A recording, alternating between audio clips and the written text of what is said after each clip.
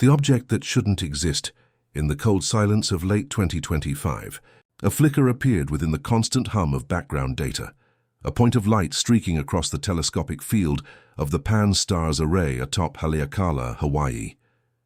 The algorithms flagged it within seconds. Its motion did not match the measured drag of any known asteroid or comet within the solar system.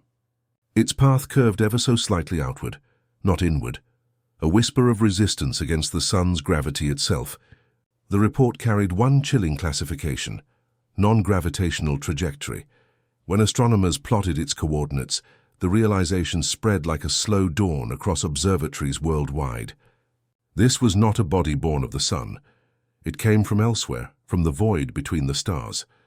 Designated 3I Atlas, it became only the third confirmed interstellar visitor in human history, after the brief apparitions of Oumuamua and 2I Borisov. Yet almost immediately, it began defying comparison. Its albedo, measured through multi-band photometry, shimmered with a metallic brilliance, far too reflective for any known comet nucleus. Spectroscopic analysis revealed no water vapor, no dust halo, no carbon signature. It was silent, inert, almost surgical in its geometry. Even its rotation curve was irregular, suggesting asymmetric surfaces, or perhaps deliberate angles. Scientists at the European Space Agency cross-referenced data from Gaia's astrometric sensors, and the result confirmed what few dared to assume. The object was not gravitationally bound to the sun. It was merely passing through at 93,000 miles per hour, cutting across the ecliptic like a celestial blade. But the deeper mystery came not from what telescopes saw, but from what they heard. Across radio observatories in Chile, South Africa, and Arizona, faint repeating spectral lines began to emerge within the same bandwidth used for cosmic microwave background studies.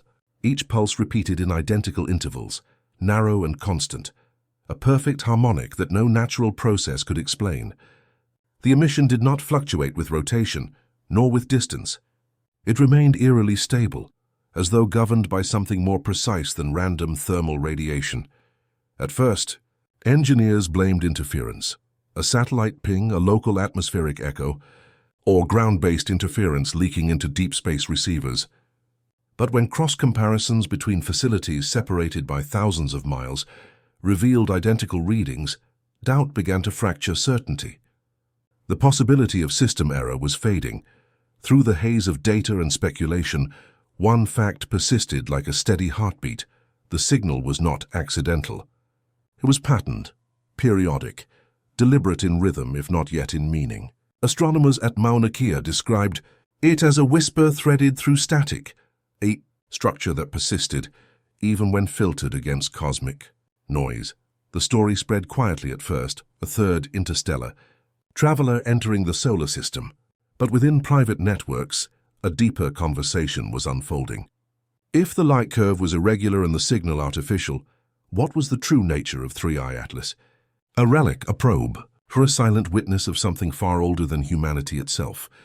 Some dismissed it as nothing more than coincidence, the echo of instruments overreaching their calibration. Others, however, looked at the clean periodicity of its signal and found the simplest explanation to be the most unsettling, because patterns demand a source. And this one, too steady, too precise, was a source no one yet understood. The network awakens in the sterile glow of NASA's Jet Propulsion Laboratory. The Planetary Defense dashboard flickered from green to amber. Deep space tracking stations across the globe, from Goldstone in California to Canberra in Australia, began to synchronize their feeds into a single command relay. Within minutes, the Planetary Defense Coordination Office had enacted its highest-level monitoring protocol. Ordinarily, this sequence was reserved for impact threats, tumbling rocks on collision courses with Earth. But this time, no danger line intersected with the planet's orbit. This activation was not for defense, it was for observation. The Planetary Defense Network, a web of radar dishes, optical arrays, and data centers, was designed to predict trajectories and model kinetic deflection strategies. It could trace a rock the size of a school bus millions of miles away and forecast its path with frightening precision. Yet as 3I Atlas moved through the heliocentric corridor between Mars and Earth's orbital planes, its course began to drift, not erratically, but intentionally. Subtle deviations of less than 1/10 of a degree appeared every few hours, like minute navigational corrections. Solar radiation pressure could not explain it. Neither could outgassing or micrometeorite impacts. Each change in direction coincided precisely with the spectral bursts first detected weeks earlier. The pulses were not random, they were synchronized. The algorithms once built to simulate asteroid impacts were now being repurposed to analyze rhythm and timing, as if mapping the heartbeat of an invisible mechanism. AI-assisted simulations processed terabytes of data, running thousands of predictive models to locate a causal variable. None aligned with natural behavior. The Deep Space Network calculated light-time delays and plotted each emission against the object's rotational frame.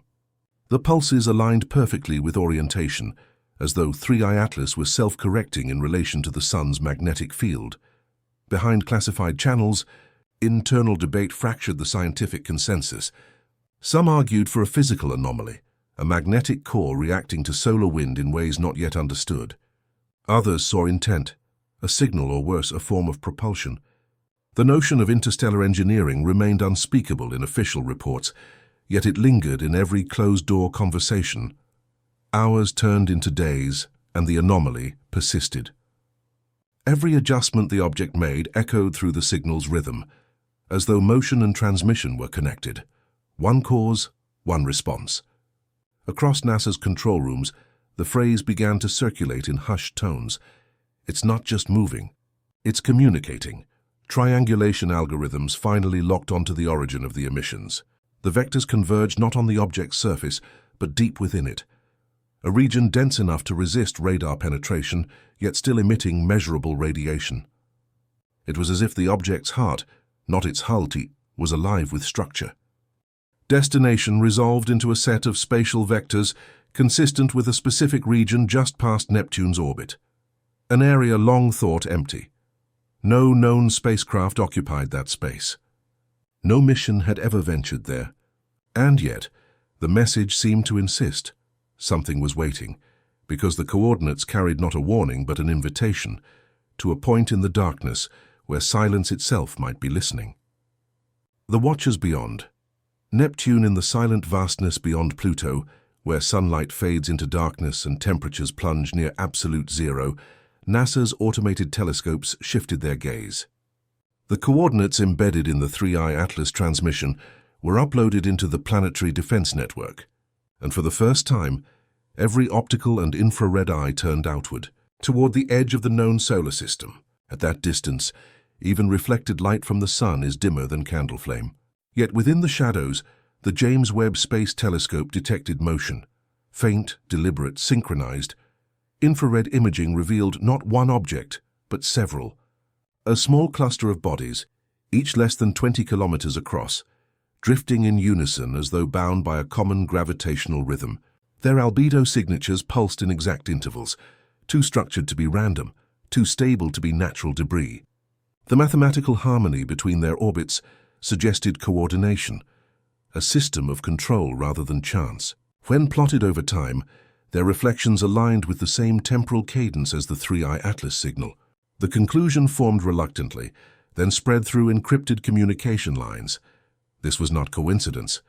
It was formation behavior. Within the Planetary Defense Command, silence carried the weight of revelation. The network designed to calculate impacts and protect Earth from cosmic hazards was now recording something it was never meant to find, an organized presence beyond Neptune's orbit. If these objects were natural, they obeyed laws no one had yet written. If they were artificial, then humanity had just observed technology older or far more advanced than its own. Governments responded swiftly. Data access was restricted under emergency classification codes. Civilian telescopes attempting to observe the coordinates reported unexplained sensor errors, communication drops, and gaps in telemetry. The official explanation was solar interference. Few believed it. Public statements from NASA were carefully worded, no threat detected, no cause for concern. Yet inside sealed conference rooms, astrophysicists debated a different question, not whether Earth was in danger, but whether it had been noticed. And still, the network continued to listen. Every receiver tuned to the void beyond Neptune, searching for another pulse. Hours passed, then days. The silence thickened until a whisper returned, not from the fading trajectory of 3I Atlas, but from deep within that distant cluster. It was weaker this time, slower. But the rhythm was unmistakable, the same 19-hour pulse that had once echoed from an interstellar traveler, now reborn at the edge of the solar system. Because if the next signal does not come from 3I Atlas, but from beyond Neptune's orbit, then humanity's first contact has already happened, and it began with an echo we mistook for our own.